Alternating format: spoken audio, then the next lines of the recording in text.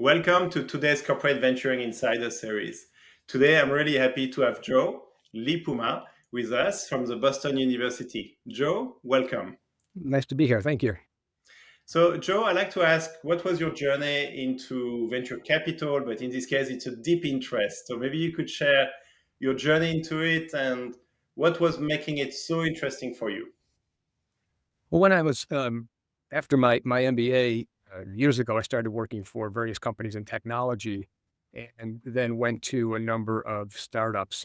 And a number of these startups that I worked for were VC backed, and they're very interesting rides. Some were very aggressive up and down. Some failed, and then I through all this working, then I decided that I wanted to move to Europe. Moved to Europe, did that for a while and did some traveling, took a year off and traveled, then decided to go back and do my PhD in in business and in strategy, and particularly in international entrepreneurship. The companies that I had worked for were young companies, and I was the person who took these companies internationally. I started subsidiaries for companies in the UK, Saudi Arabia, um, Bay Area, which is a foreign country when you're coming from Boston. And one of the things that I wanted to look at, or I noticed as I was starting to do my research in my doctoral studies, was looking at the fact that most of the companies, the young companies that went international early in their lives, were technology-based companies. Hmm. And I looked at venture capital, and most of the companies that get venture capital are young and technology companies. So I saw this overlap, and I wanted to explore that to say, is there some correlation? Is there some relationship between the receipt of venture capital and internationalizing of these young companies? And then, if there is, um, what's the nature of that internationalization path? What is the performance of the internationalization path? What is, do these companies do better when they go public? And just really kind of dig into this whole idea of venture capital relative, because that's where I come from. And I come from the international realm. So as I started looking at this and starting to explore venture capital and understanding venture capital, what it really meant, and talking to venture capitalists, then I came upon and started looking at a couple other aspects of venture capital, corporate venture capital, and how that might differentially affect the internationalization of these young companies. I also started looking at foreign venture capital since I was interested in the internationalization process. Do we see that foreign venture capital differentially affects the internationalization of these young companies? So it was a journey that was based on my prior professional experience, my pre-academic experience, and then I carried it into my academic experience because it informed what I was interested in. It just seemed a natural evolution, natural fit. It was also a time when I was doing the professional stuff was in the '80s, late '90s. I lived in the UK for a while. Lived in the West Coast, and then we hit the bubble. In 2001, impact of that, right? So then I started my doctoral studies. So the timing of it in other events that were going on really kind of came together, and it just made Hmm. sense to kind of look at this. I think what's interesting about your journey is that you started with VC-backed startups. So you got the exposure to VCs from getting funding from them. Is there anything you remember from that time where you thought that does not make sense? And Well, today it makes sense to you. one of the things that I remember a VC saying when we were first talking. I was with this company that was it was I think about 40 people when I joined. And I had been pushing internationalization just because I grew up in Buffalo near the Canadian border. I used to get up there all the time, and I was just always interested in this.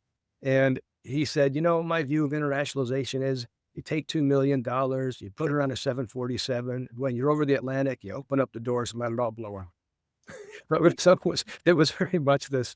Um, I don't think that's the way to go. But that's what he was saying, and that didn't make sense to me because when we look at the fact that for most companies, most companies, the the bigger market is outside their domestic market. Mm-hmm. And internationalization is important. We were also, at a time where with the internet, globalization was really happening more because we could get access to markets and consumers much more readily because of communication technologies and the like. And so that statement didn't didn't resonate well with me. So that was just kind of the opposite in terms of, did that really catch me? Yeah, it did, but not in a way that I thought it should and it would. And I think we're finding now that, a lot of VCs do push their companies to grow as fast as they can, to grow fast. The growth is outside. They're much more willing to allow the CEOs, allow the founders to take the risk of internationalizing. And so you mentioned there were startups that were VC backed, but did you have any CVC investing in any of the startups you worked at the time? No, Okay. they were all, that being said, while we didn't have, in one of the companies I was at, while we didn't have CVC, we did have very close relationships with corporations as partners, but it was more as partnerships, not as equity investors in it. So, a little bit of a distance there. They would more invest in particular projects that we were doing, trying to build up certain technologies and certain things, but not invest from the way a VC would invest in terms of capitalizing. Now, I want to ask because I think you did an MBA and then you did a PhD in business. What was the rationales for going for that PhD and go even deeper? I did my MBA in the early '80s, and then worked professionally for 20 years. And before I decided to go back and do my PhD. And I think there's a few reasons for doing that. One was I always felt that I started doctoral program part-time in the mid '80s, and doing a part-time PhD was just crazy because I was working at a startup. It's like read this book, read another book, read another. I mean, it was tough to do that. But I never lost the interest in learning more and doing a PhD and diving in. That's one thing. So I've always had this thirst for learning more about things and digging deeper. The maybe a more important motivation was that at one point when I was working in industry, I looked in my wallet and I was pre-air on 3 airlines, and I said, "This is not a sustainable lifestyle. I have to do something else." I also realized that the way in which I managed people, managed staff, and developed people was very the way in which I managed them was very much developmental, where it was explaining my rationale, my thinking, my approach. It wasn't autocratic in any sense. It wasn't top down. It was, why are we doing this? What makes sense? What do you think? And I've always had this teaching mindset and mentality, and it just made sense for me to say, okay, if I'm going to do this, let me go to university, get my chops in terms of being able to, have a the bona fides in terms of the doctorate, and get in there and teach and do that and start digging in and doing some interesting research. So there was a few things. I'll joke about the fact that when I finished my doctorate, I could still get student discounts, but I also was eligible for AARP discounts. Be one of the older people. I was 50 years old when I got my PhD, so it was just like, I'm going to do this. I retooled at a great time because I finished in 2007. So just when the stuff hit the fan in 2008, I was retooled and ready to go into academia and do something different. Very nice. And I mean, I'm French, and I saw that in one of your interviews. Uh, you went to Lyon, and the school, which is a really good school, moved from 95% of classes in French to 95% in English within 3 years of you joining. So, and I think it's important because when we think about Europe, sometimes we are very protective of our culture, but we may miss something bigger because of that. So I wanted to have your sense because you lived through a transition that probably was very interesting and some friction, I'm guessing. Yeah, well, I'll modify that a little bit. Ian Leone, as one of the Grand Nicoles, they have a number of programs.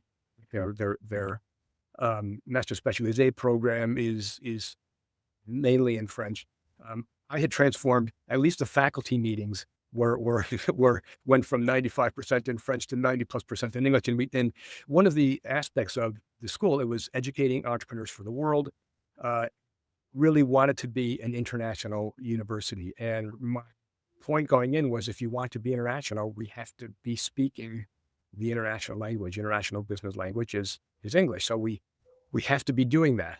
And uh, it was challenging. And I would say probably there was sometimes, a love-hate relationship with me, because I kept pushing this. We have to do this in English. But there is this, as you say, kind of giving up, giving up the heritage in terms of doing this. And that wasn't at all the intent. Mm. Intent was to open up more options and open up more possibilities and make the knowledge, make the research that was done there more accessible. The faculty could write in English. I mean, they wrote stuff in French and they could write stuff in English, but it wasn't necessarily consumed as broadly as it could be if we were doing more in English. And I think that was an important thing. I just wanted to make that point. If we're going to do this, and a number of schools were doing this. I think in companies. I remember companies in Portugal, schools in Portugal. If there was someone in the room in a meeting who wasn't a Portuguese speaker, they had to switch to English. Right, that was kind of a mandate, and companies were kind of moving towards that. So I just said, we got to be doing this. I remember when I went 8 years in England, and then I joined a French company, a French startup. It was 20 people. But I remember one of my questions, which was a deal breaker, was, are you emailing each other in English or in French?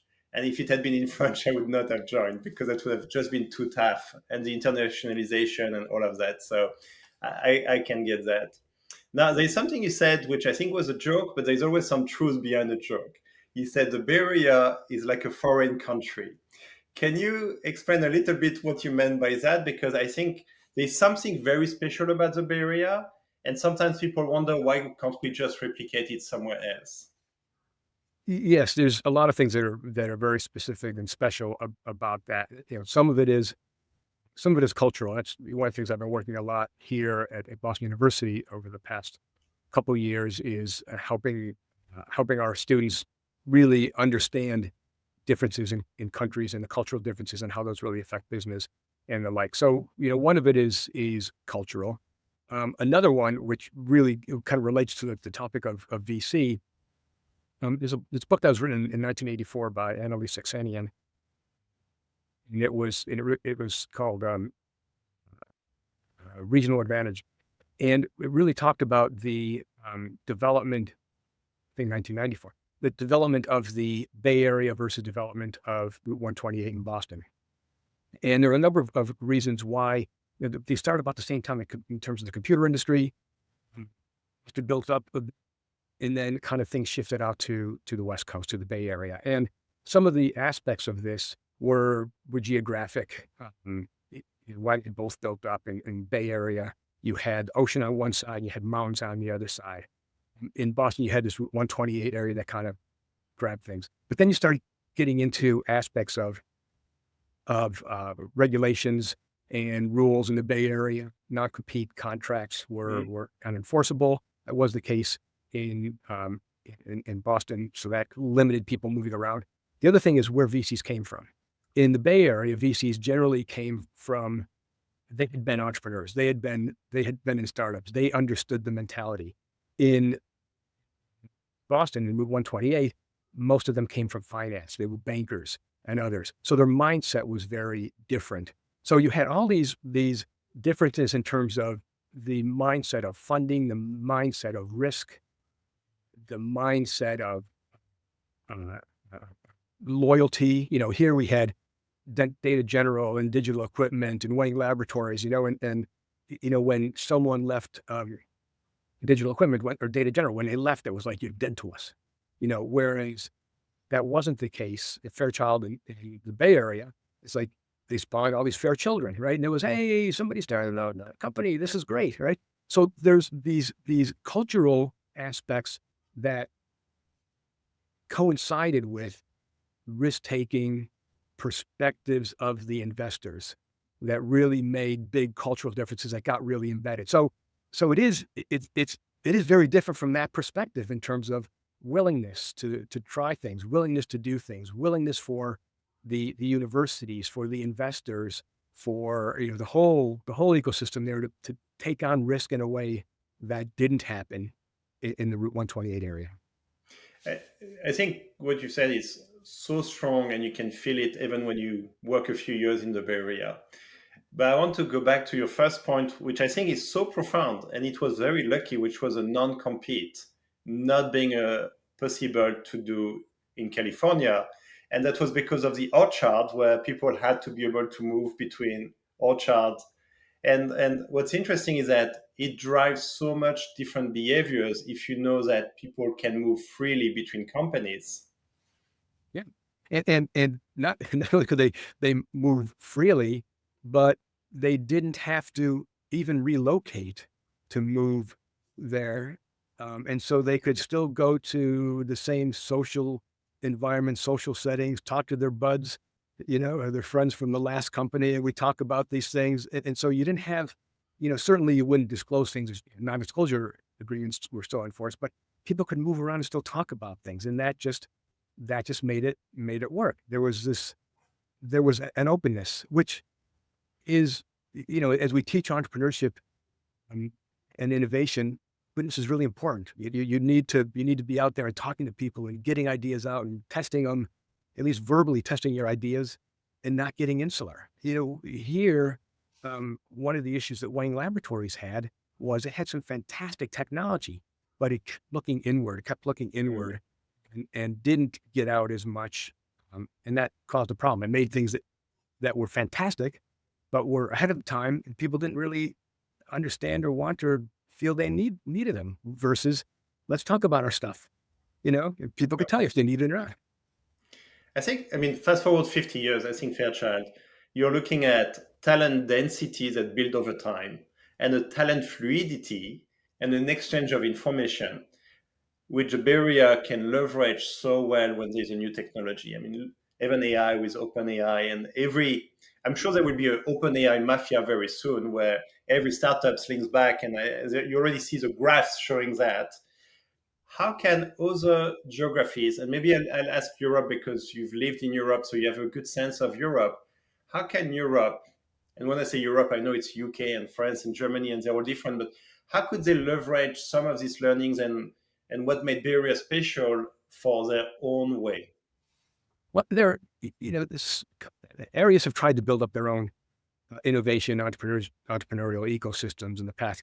It has to have this, such a combination of a lot of things that are important there. Universities, there's a number of cities that have great universities. And so an interest in developing people in technology, specifically technology, because that's where most of VC goes. So we've got that. We've got the role of government in terms of setting regulations to allow the free flow of ideas and the ease in starting businesses, which is an important piece. You have to have then putting the capital structure in place. And again, it exists in Europe.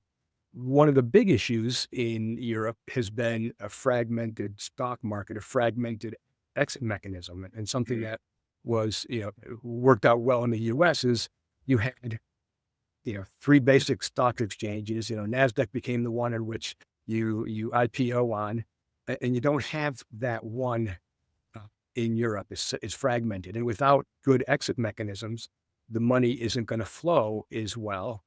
Even though, it's exiting via an IPO is not the top exit mechanism. Acquisitions and mergers are.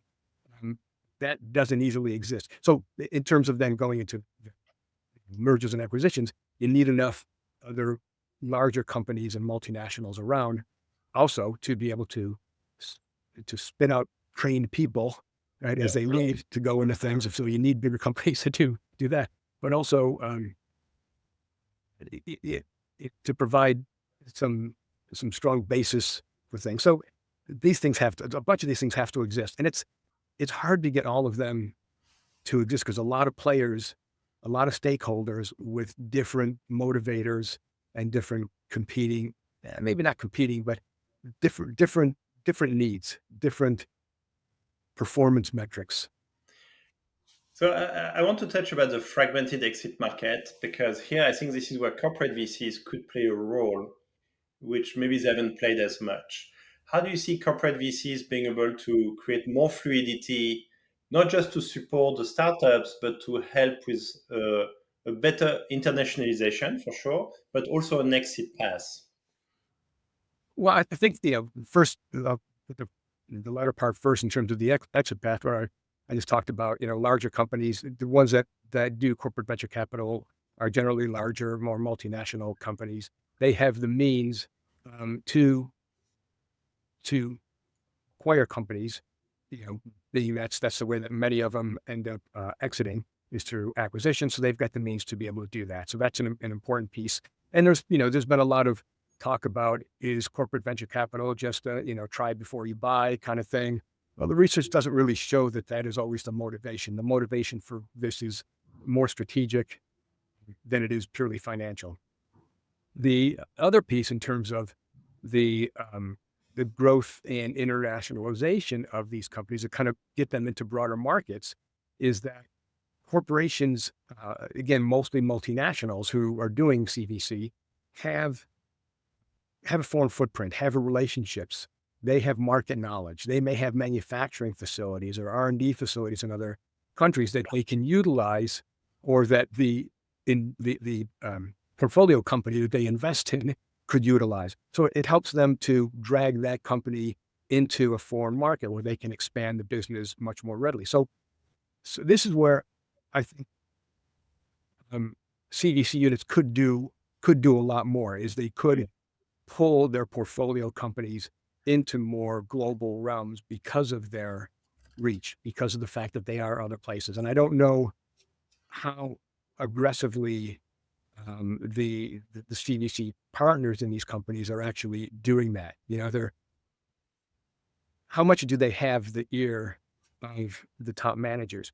One of my co-authors was the treasurer at Oracle for a number of years, and the CVC unit reported into the treasurer, right? And so we would talk about this. We'd talk about the fact how much are they really helping you do that? And the treasurer's office in these large companies has a different mindset. It's not necessarily risk taking; it's more risk mitigating. It's Mm. like, just keep our money there for when we want it. We're not looking to make tons of money off of our Oracle at $50 billion, whatever, we're not looking to make a lot of money off that. We just don't want it to disappear, So there's a risk profile that's different with CVCs. And so internationalizing is tough, right? It, it is very interesting because when we meet between CVCs, one of the first, let's say, 5 or 10 questions is going to be the reporting line.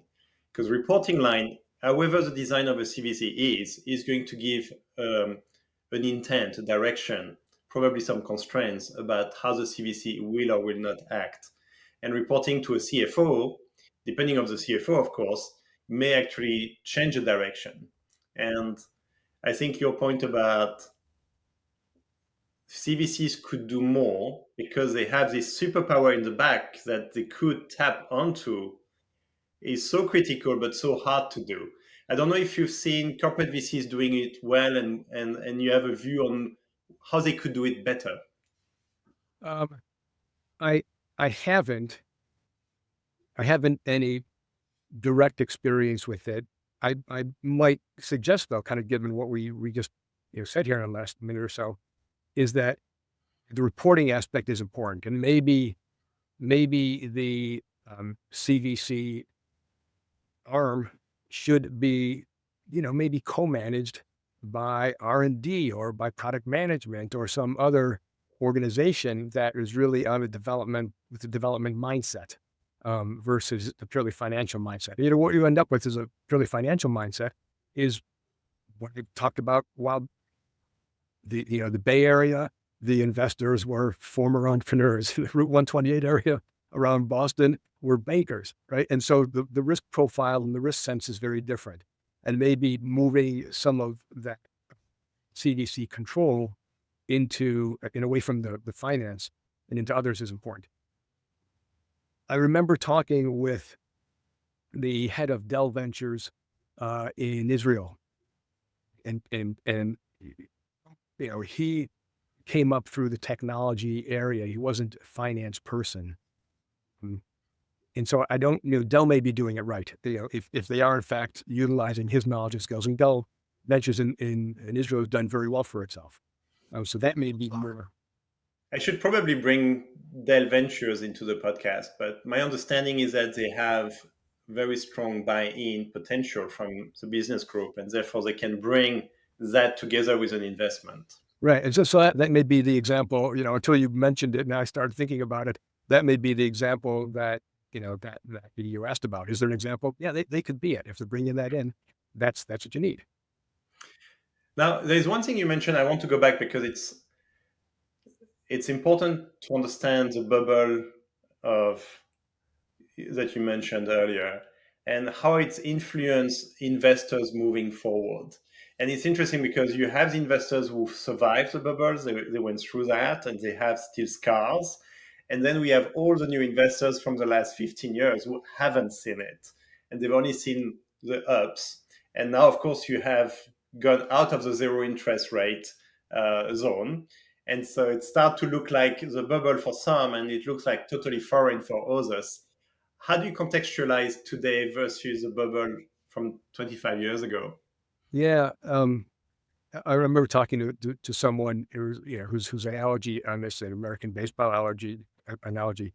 These people were born on third base and thought they hit a triple, right? Because that was so easy for them to just be, look at what I've done here. I'm really far ahead. I think um, potential now is for some of this stuff that we're doing with AI and the like to create some of the same bubble that existed, in 2000 in that bubble.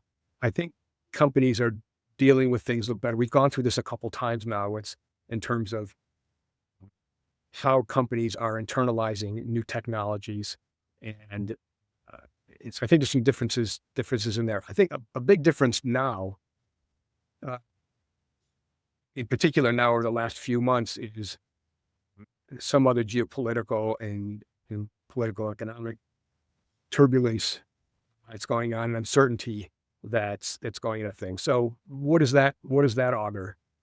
Mm. And I think, some of it might be in terms of our corporations going to have to do more and step into more of the role that government may have played in terms of fostering investment in public goods. And so if corporations have to step more into that, then what does that mean potentially for CVCs in their role looking to help find these opportunities and to pursue and push and nurture them? So I think there's some of that might happen. And this may be, the amount of CVC or percentage of CVC out of the whole VC world, it's kind of fluctuated over the years. I guess maybe my thought might be that, it may increase as if corporations do take on more of this role of we have to start taking on this and providing public goods. The problem with that is as you get privatized and become private interest and there's a profit motive. Yeah.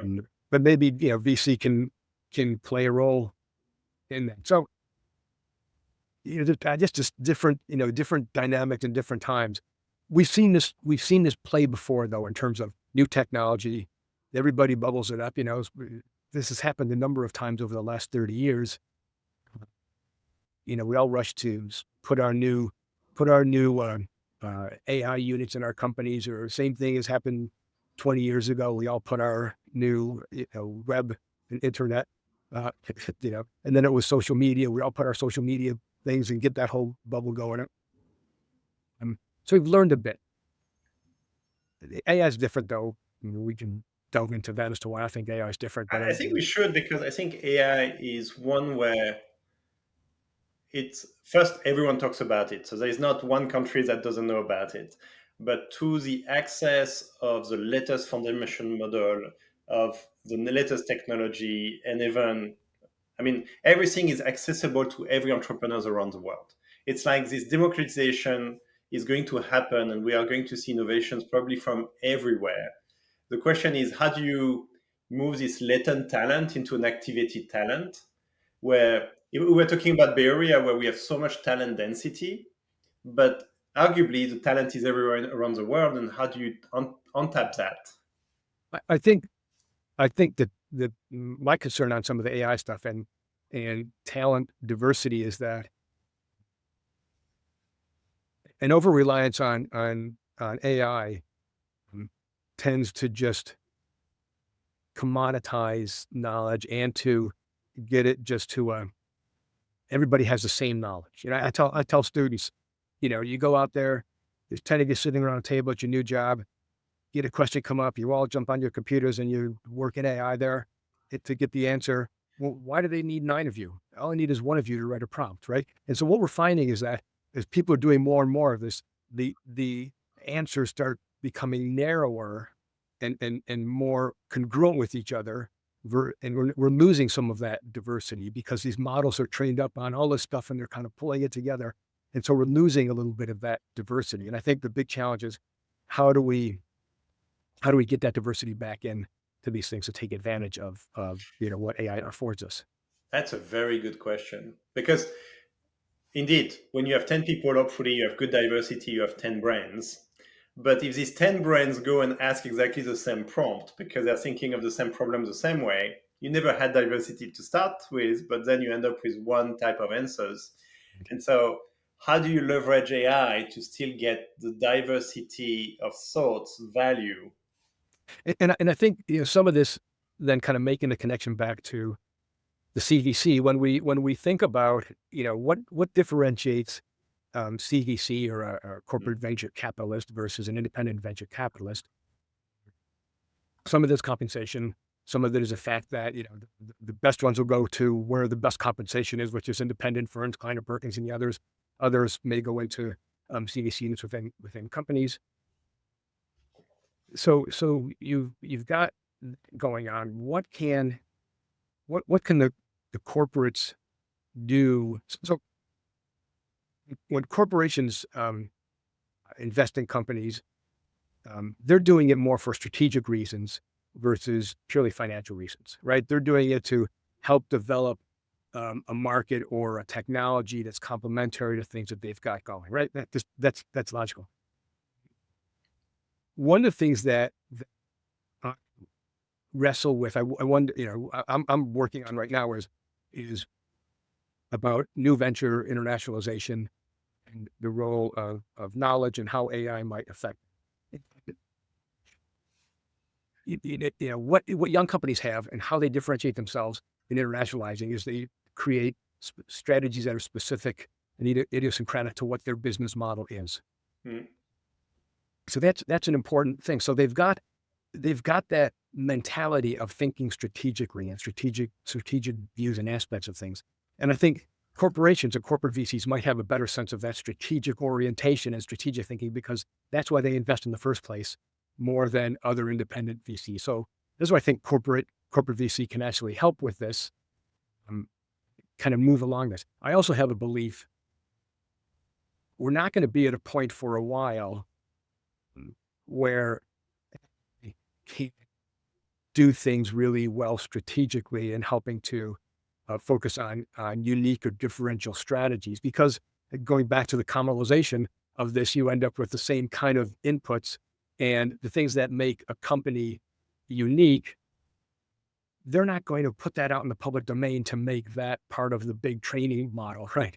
They're going to get these sandboxes where we're all dealing with that. So I think there's this thing about the strategic orientation of companies that may bleed into the way in which they train their AI and the way in which they can invest, which is consistent with the strategic investing aspect of things that may say that, corporate AI or corporate VC might be one of the big things that's going to really make a difference here.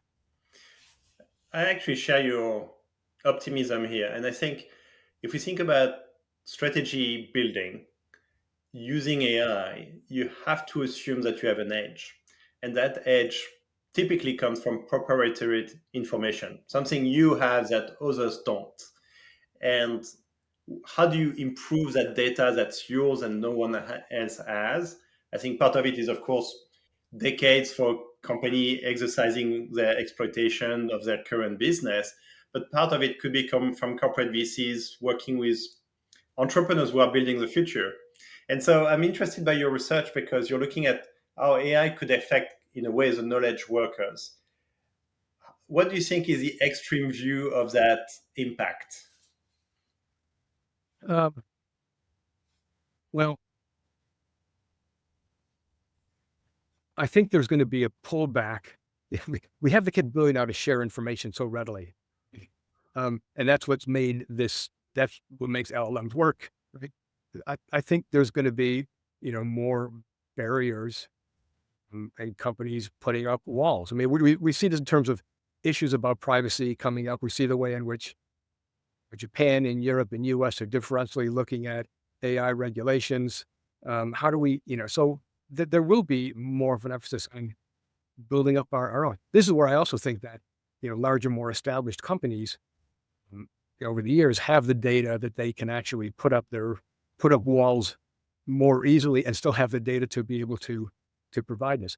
One of the, for younger companies, one of the difficulties for them is, in order to really put together a strategy and you want to use AI for that, you have to be able to articulate kind of the totality of your business model, Yeah. which in some of that may be it's not even, it may be more tacit to you because you've been in this industry for so long, right? It's not well codified. If you were going to try and codify your whole business model to be able to type that into a prompt, you probably couldn't even do that, right? So Mhm. this becomes a big impediment where a company that's been around for a long time, it has strategy documents and has annual reports and has financial information, they can build up a whole model quite easily with the data that they have already. So I look at this a whole different. Let's think about the future of corporate VCs in the world of AI, because I think we are getting a good framework of mind here where you need these companies, if they want to leverage AI, to get more of their own views and data and framing it well. And clearly, corporate VCs can bring something complementary to that. If it was not, then no point to have a CVC, you could argue. And so, how do you see the role of the CVC is going to change in that, in seeking information that the corporation doesn't have already today? In terms of thinking about the information, I think, corporate VCs can, if you have a corporate VC who's maybe invested in a number of different companies that might have, um, complementary aspects, or, VCs can help do that, help make those connections. It's one of the powers of VCs is, right. They maybe don't want to work with companies in the same domain, but there's some that are very different. So the corporate VCs can help make those connections. And because of the investment, there's some degree of trust that goes along with that and maybe more openness than might exist otherwise. I think another interesting thing that may come out of this, and it's curious, is that, we talk about the fact corporate VCs are investment for strategic reasons more than purely financial, independent venture capitalists, purely financial. Syndicates, generally start off with independent VCs, then corporate VCs come in later. They're kind of secondary partners in these syndicates. Maybe they take on a more primary role, because of the fact that they have access to knowledge that others might not have. And, what is the big capital here? Is financial capital more important than intellectual capital? Is financial capital more important than social capital? Which has kind of been the case in the VC model, but maybe that'll change. It's become more information driven, more data driven. Does that fits things a little bit? So I'd be trying to see how syndicates might change in terms of ownership and control. And are the CVCs ever going to be the biggest? Probably not, because they don't have the capital to do that the IVCs do. The thing that also then kind of couple that with the internationalization pieces, is pulling in the aspects of foreign venture capital and how moving outside your home country and getting capital from outside your home country because there's knowledge that comes along with that and contacts and like how those all play together. I really like. I think it's. I'd like to take it as a golden nugget, which is there is an opportunity here to move from a secondary role to a primary role if you can really leverage what makes a CVC with a strategic element and what the mothership could bring with a mission that's quite different and therefore a bit richer by definition than purely financial. Clearly, CVCs care about financials, but there is an element which is no longer about what do we get, but also how do we give. And there's this, I can see where it's going, which is really potentially, yes, this secondary to primary role. And I think as you're saying this, I'm thinking, so what type of what what characterizes the VCs who might be more affected by that? And I would think that it would be what is basically saying is because maybe there's a presumption on my part, but I think it's probably fair. CDCs are more like specialist IVCs Mm, versus generalist IVCs because they're working in a particular domain, they're working in a particular technology or a few technology areas. And so, how might this then differentially affect specialist independent VCs? Or maybe we see more partnerships and more syndications that happen between specialist IVCs yeah. and CVCs. I'd like to think that VCs are very smart and they are going to become even smarter and more perceptive at which CVC brings real value to a syndicate. And I'm expecting more and more partnership between VCs and CVCs in building a syndicate that add maximum value to the next phase of the startup. And I absolutely agree, and I think that as so one of my basic premises about globalization is people say globalization is dying, and it's like no, no, no, no. Globalization of production may be changing, but it's not. Globalization is going to continue. Globalization of technology, globalization of culture, and so as companies realizing that if they're going to grow, the growth is going to come from international. They're still going to keep doing that and making connections to venture capitalists in other countries or extending their VC um, their VC arms to other countries. I mean, you see, Dell's a great example, right? You got Dell Ventures, but you've got a Dell Ventures kind of sitting in Israel. So extending those arms and getting involved and connecting up more in the syndicates, really adding more foreign venture capital and corporate venture capital into the syndicates. I haven't looked at that evolution of late, but I think composition of syndicates is really an important piece. Right? And we don't invest alone anymore.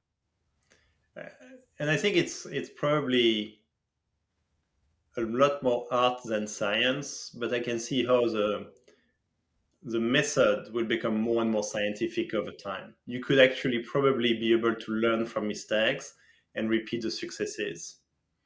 And I think it's easy now we're able to capture a lot more data about the nature of these investments, where they're coming from, um, the performance of these ventures that are being invested in, how they're growing. So the more and more data is being created that allow us to. I think there's also a point. I mean, I don't think globalization is dying, but it's definitively becoming more challenging, more difficult, more complex. Anytime something becomes more complex, that's an opportunity to develop new type of innovations, whether it's business model or technology. And that complexity, the more complex things get, especially with internationalization, the more skills companies are developing because they have to deal with that more complex environment, right? So those that enter into the more complex environment by internationalizing, by trying to expand broadly, are the ones who are going to win because they know how to deal with more uncertainty and more complexity. And So that's something that's I think difficult for even though AI can help some of these things on a very functional level. When we're trying to move across functions, that complexity becomes very difficult to deal with for AI. absolutely. So let's put it to the test. Let's assume that you just joined a company It was a family company, but they did really well. They are $1 billion revenue, slightly profitable, and they're thinking about internationalization for the first time.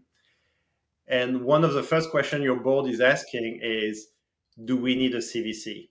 How would you make the case for or against? Um, when you're asking the question is do we need a CVC investor? Is that what you're is that? No, I mean, do you create a CV? The company doesn't have a CVC, Okay, a and the unit. board is Okay. asking you, you're the new CEO, do we need a CVC for internationalization or not? For internationalization, um, I would think there's I would think there's other prerequisites before getting to the CVC. Uh, when I look at the things that companies need for internationalization, I have a bunch of different aspects of knowledge that they need to get to kind of before they think about um, the money part about it, the money part of it. That said, I would think about, I guess the big question would be what's the nature of this? What's the nature of this venture? What's this, or this company? What's the nature of this $1 billion family company? Is it something that is in a space where having specialized investors who have technology or other domain or international knowledge is important? I think that's one of the big questions. I'd start with that. I kind of back up from the question first and get to that part. I think that the corporate venture capital piece gets into, what's the means for supporting internationalization. I think other questions first are, why do you want to do this? And where do you want to go? And what are the conditions there? And what are the and all these other things. And then we got to figure out how much money we're going to need to do all that. Yeah, perfect answer. I think the when being pushed on the question of starting a CVC, it's all about strategy. Why does it support the strategy? And if it doesn't have a strong why, don't start it. No, no, it's tough. I mean, you're getting unless you've got unless you're just hanging out on X number of millions or billions of dollars that you don't know what to do with, and you're willing to just kind of throw the dice on it. It's tough to get that. You have to get your board to buy into that. Yeah, no, absolutely. Now, when we think about your research on internationalization, what would be your advice to investors today? So, investors in CVC, but also in VC. What would be the things they should think about that may not be too obvious today? In terms of thinking about investing in companies and their internationalization, I think the big thing is do they really know what they need to know to do this? And I would, I'd run them through a whole bunch of different questions that I have in looking at, first, really understanding why are you internationalizing? What is the rationale? And how does it, going back to your point, how does it sync up with the strategy? How does it sync up with the raison d'etre of the company itself, right? Mhm. Why did I start this company? Well, your reason for internationalizing should be consistent with that, and it should be consistent with the strategy. So I would start with that. If you can't get a good answer for that, bets are off, right? And then do you have some places in mind where your business model can work? Your business model is based on a whole bunch of things that can be very contextual, right? It could be infrastructure, it could be certain workers, it could be temperature, it could be, are there places in the world where those conditions exist? Okay, there's our good place to start as targets, right? And then thinking about, well, what are some of the regulations there? What are the demographics? What are the buying patterns? Getting into that knowledge about the details and nuances there. So there's that. Then who do you know? Who do you know who might be in those markets or can help support that, right? How are you gonna national? So I would really just want to ring the management team through these questions. So, and then if I'm getting good answers there, then I'm willing to, put some money into this thing, knowing that if they ask me for 10 million, it's going to be 20 million, or it's going to be 30 million. It's always going to be more, 2 to 3 times what you expect. But by asking the questions up front, you can reduce that variance of what the ask is because they'll be more informed asking for a certain amount based on what they have learned themselves. Now, I want to, I mean, you met many investors, including in venture capital. what are the personal traits do you think matters to be a good investor? Um, um, I think one thing is being you can't be a wallflower. You got to be out there and you got to be willing to talk to people. Hmm. The two that I probably know the best is this friend who was a treasurer at Oracle, who's now got his own VC company, and person who's this private equity just retired from Omer's, running their PE search branch, or search practice. Both of them very bright, personable. You sit and have a drink with them and talk about all sorts of stuff, right? It's not just it isn't just this unitary focus on the money. They're very personable. They like getting out and talking to people, and are they're good listeners, but they're decisive, right? And they're not wishy washy about things. They're willing to put the time into looking at ideas that they'll look at a bunch of ideas. They'll look at a bunch of things.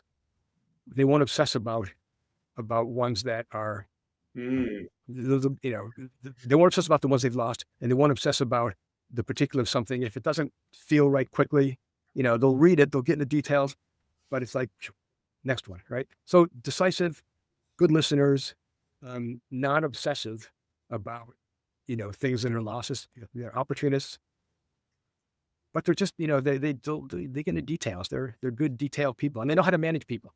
They know how to pull staff together and get a good analyst staff to work with them. And they give they give good feedback. They know how to give good feedback to people. Including when saying no to an investment. Yes. Yes. And I think it's important. And I think that even saying no to an investment, you can say no to someone seeking money without being a jerk. Yes. Yeah. Because these relationships are important. And the person who's asking for the money, this may be a very developmental opportunity for them. And in 3 years' time, they may come back and say, you said some things to me that really struck me. And as a result of that, I did this next, and now I'm coming back to you for more, right? So it's how to give that tough no feedback in a way that is developmental. I mean, I think everything we everything as managers we need to do should be developmental. I think if we can't do that, we shouldn't be managing. It's interesting because we invested in 43 companies so far. Two of them we said no initially, and but we gave very clear feedback about what it is that we were missing and what we wish to see. When they came back showing not only that they heard us, but they acted on the feedback, then we did invest. And so what's interesting is that sometimes you say we won't invest, it doesn't have A, B, and C, but the value to say what was this A, B, and C could bring actually the opportunity back later. Worst case, the entrepreneur will disagree with it, but if they do agree with it, then it's a value add. Yeah. But just because it's not a good investment for you doesn't mean it's a bad idea. Doesn't mean that idea has no value in the world, in the Mm. market, right? And I don't think we should. I don't think it's in our best interest to turn ideas or people off, right? We need that diversity. We need people willing to come up with ideas and putting themselves on the line. That's the only way we're going to drive things forward. That's the only way. We need people who are going to change the status quo. As simple as that. Yeah. Yeah. I always love my staff to challenge me. I tell my students, challenge me. Don't accept don't accept what people say. If I can't convince you, maybe I shouldn't be up here doing this. It's a But I think challenge. it's part of your trait of enjoying explaining the why and teaching. There's something to it where I think, I mean, from what I understand is you're seeking the truth. You're not trying to be right. Yes. Right. And the truth is, what is truth is kind of, I mean, it is contextual to some degree. Um, but it should be defensible. It should be based on something. Mm, yeah, I think that's an important thing, and to get to that. And as the underlying things on which that truth is based, change, you know, physical sciences are easy. We Mm. know the truth, right? Speed, light travels with speed, right? We know it. It's a little bit more difficult with social sciences. So let me ask a question, which is, I mean, it relates to anything in corporate venturing, but beyond that, anyway. What do you look for when you recruit someone? I look for I look for an o- I look for someone being open to, to hear things, and I also see someone who's open to say things. I think that's an important piece. When I'm recruiting, it's tough to really get that because sometimes people will be very, "Well, I want to say this in an interview," and I'll say, let's say it. I mean, this is if you don't feel comfortable saying it now, would you feel comfortable working here? This is, so I like, I like people who are willing to challenge things, ask questions. I like people who have varied backgrounds. Mm, So that's always important. And one of my basic precepts in managing and hiring is that every person who works in an organization that I'm leading has to do something better than I do. It could be sweeping the floors. It could be greeting people as they walk in the doors. It could be cutting code. It could be negotiating. It could be making deals. It could be financial analysts. Whatever it is, they have to demonstrate an ability to do something better than I can. My job as a manager is to find and utilize and exploit those talents in a positive meaning of the word exploit and put them Mhm. together with others who are doing the best Yeah. thing. So that's what I see. What can you do better than me? And that's one of your interview questions. Then you try to assess that part. Yeah. You I read my like book. I it mean, a lot. if they haven't come to the interview knowing who I am, that's a problem, right? Yeah. But if they do come in and I said, "What can you do better than me?" And that's not a challenge to you. It's just I want to understand that. This is because that's what's going to make it work with this team is we all do something better and we all figure out how we work together. I like it a lot. Now, on the being open to say things, how do you manage to get that during an interview? I can see how you open it and you try to make them comfortable, but how do you assess it? Um, I think it'd be asking a provocative question of some sort and just kind of seeing their comfort or willingness to answer something more provocative. And it doesn't have to be, it could be, in this case, it could be something about things we've talked about, right? About AI. What do you think AI is going to be able to do? Tell me, or I think that it's going to be this, but some people say, do you agree with that? What do you think? And just getting them to share something where they're speculating. I think that's important. There's not one single answer in business. If there was, there'd be one company. And although Meta and the rest of them and Microsoft are trying to be that one company, they're not there yet, right? So there's not one right answer in business. Speculate. I think you just gave me the perfect opening for my final question. Great.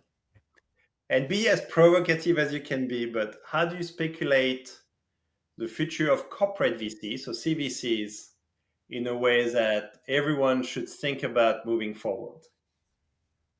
Um, I think I think recognizing that there's corporations, businesses are going to have to mm, reconsider their role in terms of providing things for public goods in an area where governments are pulling back, retrenching on things, and recognizing that these companies that multinationals, larger companies that have CDC units, play in different places in the world.